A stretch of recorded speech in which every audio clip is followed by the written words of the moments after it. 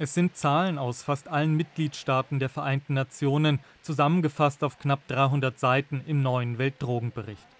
Dabei geht es der UN nicht nur darum, den Anstieg bei den Drogenkonsumenten zu dokumentieren, sondern vor allem um das Zusammenspiel von Drogenkriminalität und Politik weltweit. Ein Schwerpunkt: Terrorismus und Drogen. Erstmals ließe sich laut UN belegen, wie sehr weltweit operierende Terrorgruppen vom Drogenhandel profitieren. Viele Terrororganisationen leben inzwischen vom Handel mit Rauschgift. Das beste Beispiel sind die Taliban in Afghanistan. Wir schätzen, dass sie die Hälfte ihrer Einnahmen mit Drogenhandel erwirtschaften.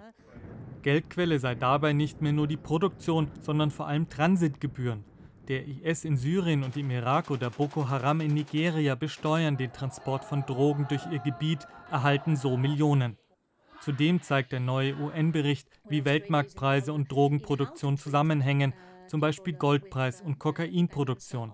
Als Folge des hohen Goldpreises waren in Südamerika viele Kokabauern auf Goldschürfen umgestiegen. Mit dem derzeit fallenden Goldpreis ist die Kokainproduktion für sie nun wieder lukrativer. Für 2018 erwartet die UN deshalb eine starke Zunahme dieser Droge in Amerika und Europa.